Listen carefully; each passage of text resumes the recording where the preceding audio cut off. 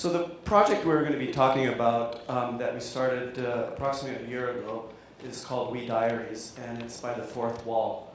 But before we get into what We Diaries actually represents, we have sort of a experiment. We're talking about the experience economy. So one of the things we would like to do today is start this conversation with an experiment. On the screen behind me, you see a color. And the question to you as the audience is, what does this color represent, number one? And I'll give you a hint, it's obviously a brand. So anyone who recognizes this color? So I think we got a pretty, good response from the audience. Yes, it's Tiffany. And so the next question is, Tiffany has done a great job, obviously, branding this, what they call their Tiffany blue, to the point where it's become a trademark. The question is, what is Tiffany, though? Is it a person? Is it a place? Is it a thing? Anyone in the audience that knows the answer?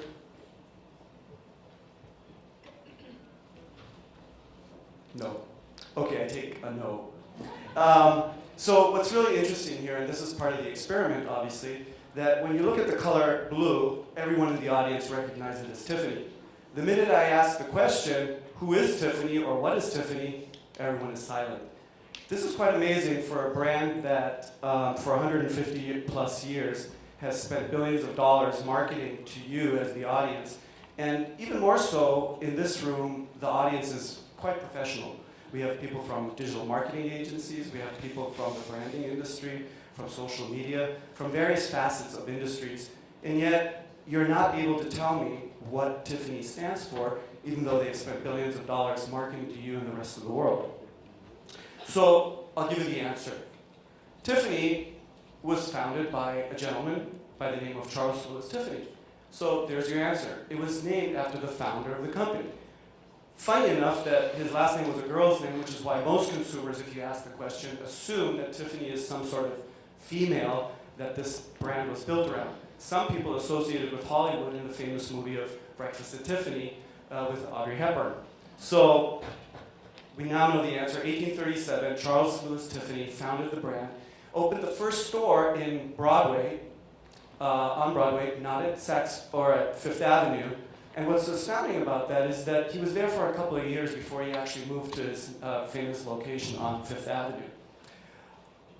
By the 50s, basically a few years later, Philippe and Patek approached him to be the first distributor of Patek Philippe watches. And he did so quite successfully, to the point where he ended up opening up his own watch manufacturing in Switzerland, influenced by, obviously, Patek Philippe.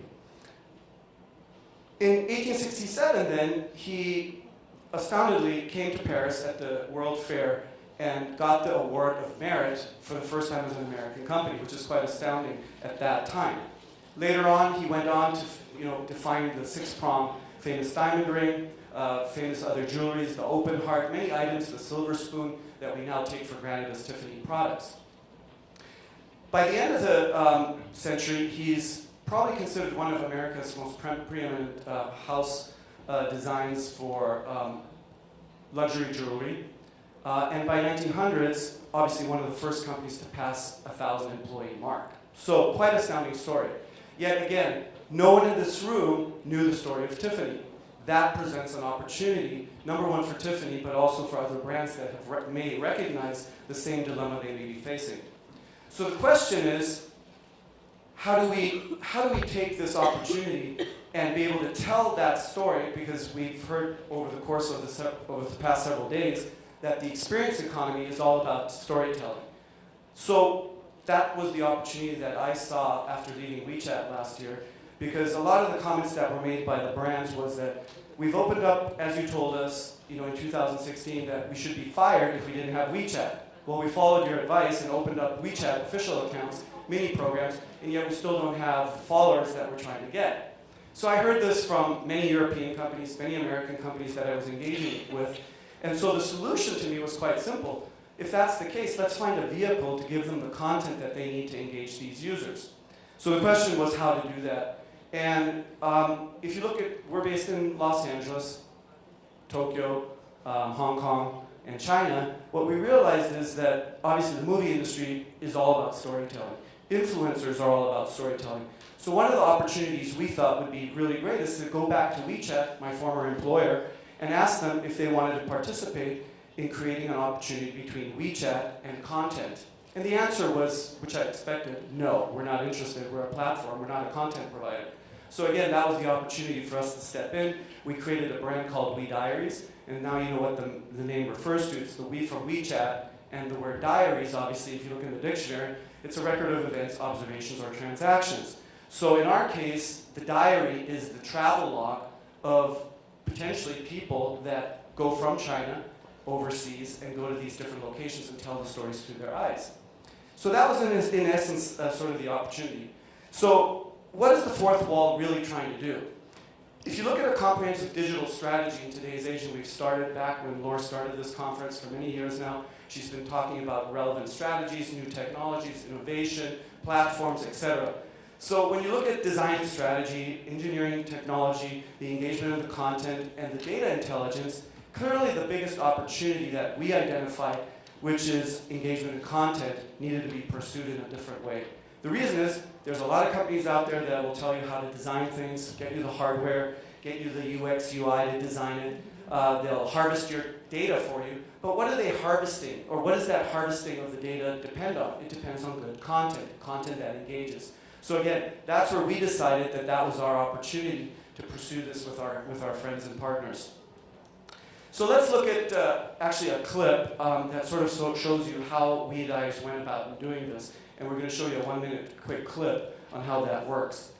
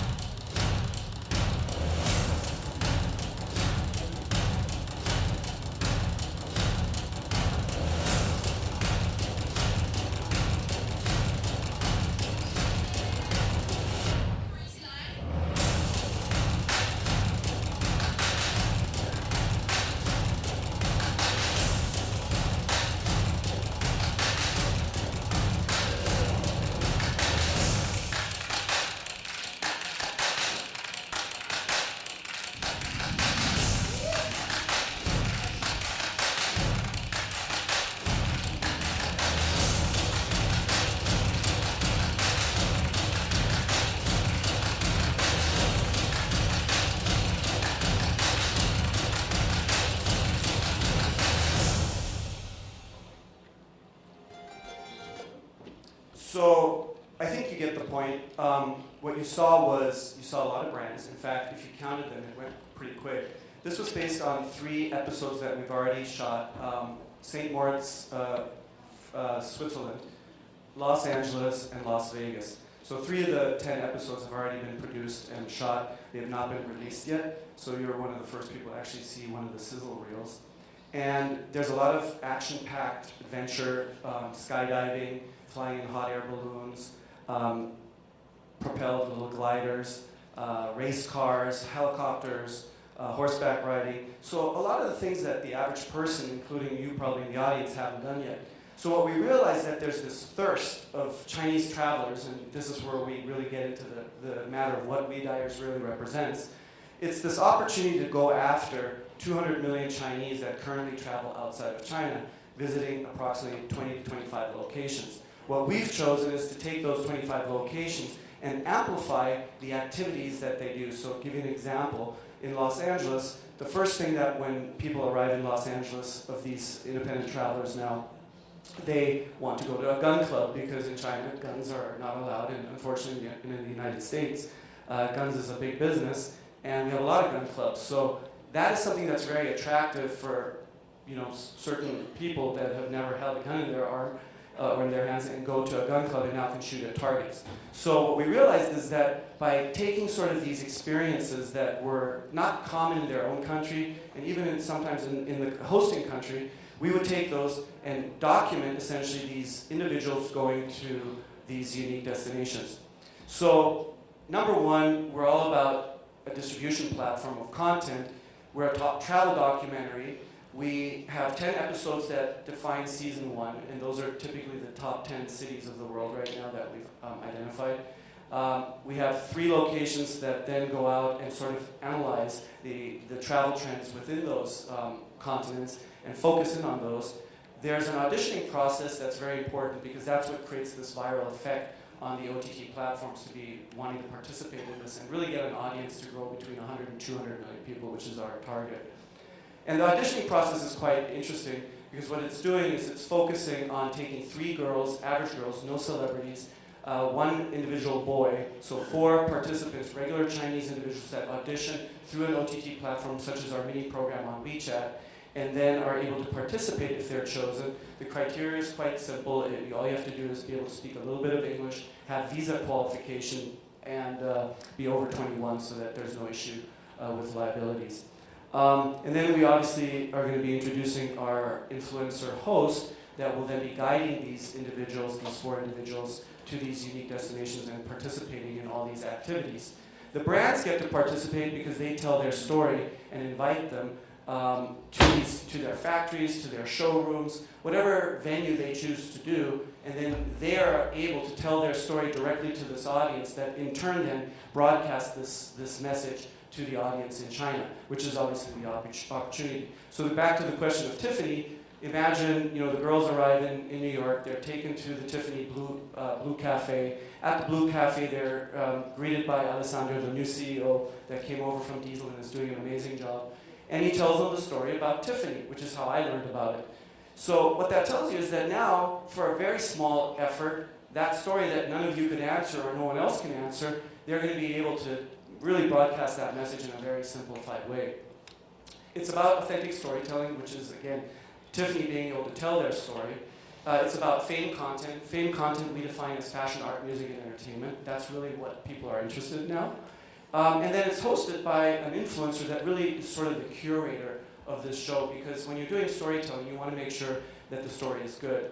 And when you take average people from the street and you put them into a setting in these amazing places, doing amazing things, the chances for something to go wrong is extremely high. So even though it seems like reality, there has to be a certain scripting that you're doing through the host that then it takes her experience and that influence she has over audiences and sort of guides these individuals through that experience.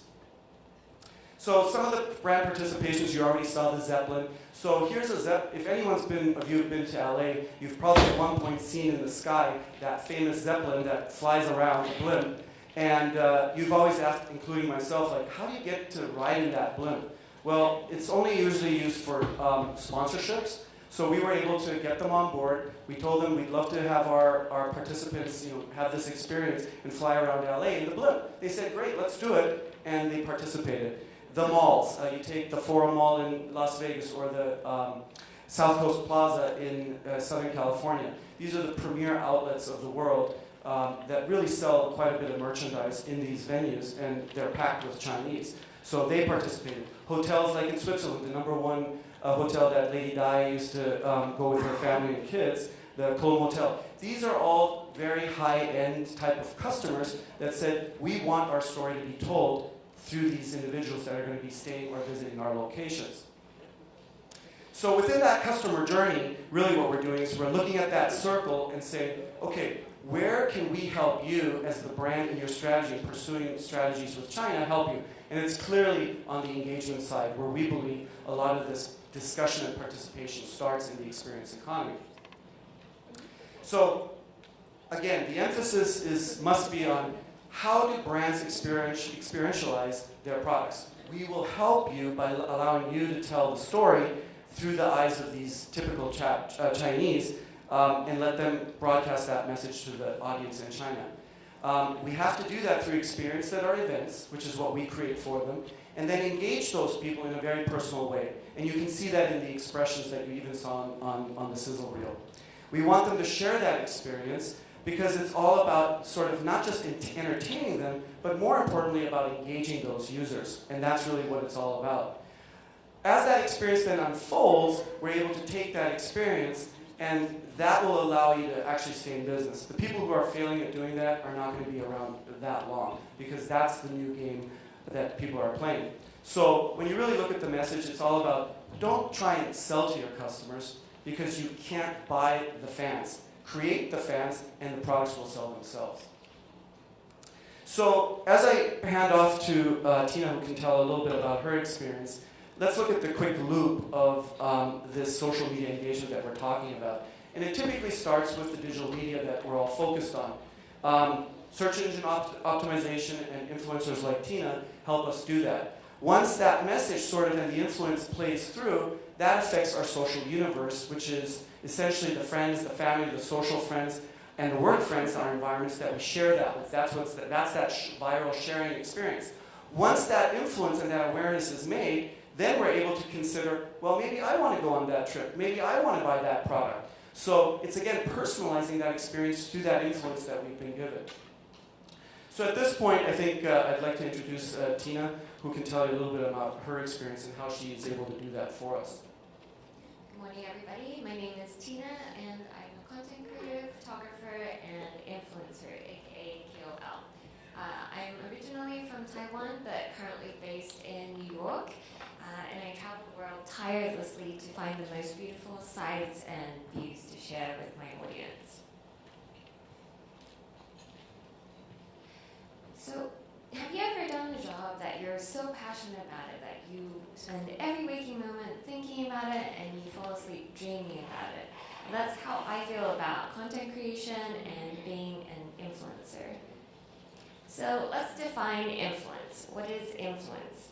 Influence is being able to affect an action. So if today you are raving about a skincare product and then in turn your friend decides to buy it, then you have influenced them. And contrary to popular belief, you don't actually need a huge audience or even any kind of star quality to be able to influence. Quite the opposite. As a KOL, I think there are 3 key components to influence. It is providing inspiration, maintaining authenticity, and engaging with your audience. So, I want to provide inspiration by telling a story. And the first and foremost way is visually. The visual aspect of storytelling is so important. It's important to have, for me, I like to create striking imagery, do luxurious setups, and bring my own props, and then keep to a consistent color scheme and editing style so that people can immediately recognize my images no matter where they are floating around on the internet. But in addition to these beautiful imagery, I also think it's really important to introduce a storyline. So along the way, we try to inject challenges or struggles that happen, and then provide a resolution or conclusion so that people can relate to it and tie it back to a message so that it's not just, oh, I'm looking at your beautiful photos. Sure, you're just another person who takes photos. So how do we make people believe in our story? Now, I think it is only by being authentic. I know authenticity is a word that's been thrown around everywhere in the influencer world. It's definitely overused, but it is absolutely crucial.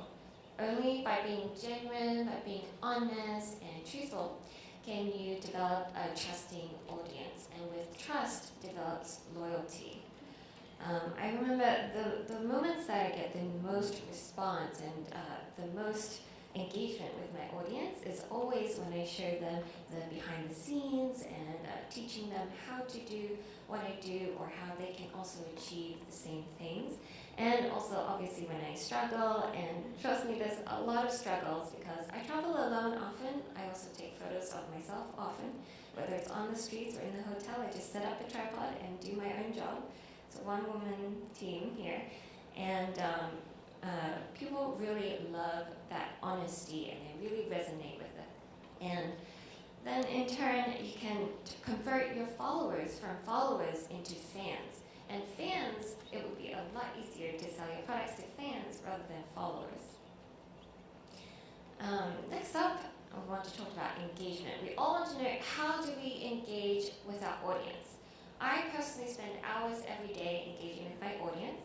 I consider my platform more as a two-way conversation or a dialogue. I really love to ask questions or invite them and draw them in to have a conversation with me, and we talk about topics that everyone can relate to.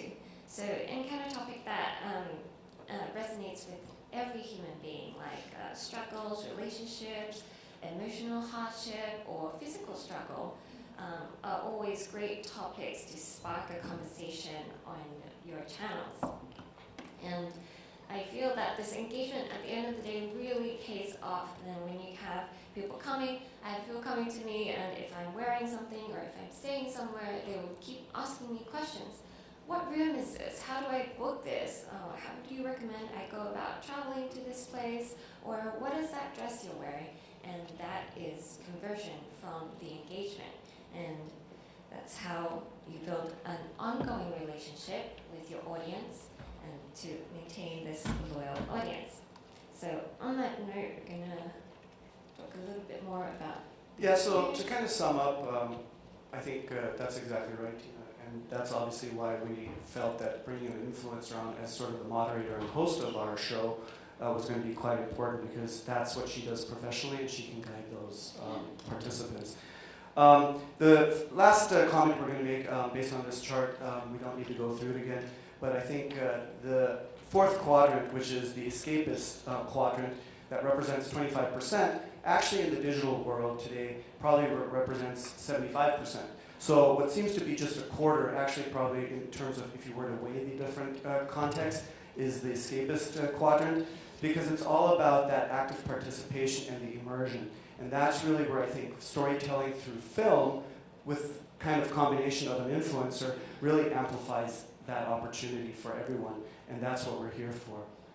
So that having been said, we appreciate this opportunity with Laura today, and feel free to go to wall4ltd.com to continue following some of the episodes as they come out. Thank you very much.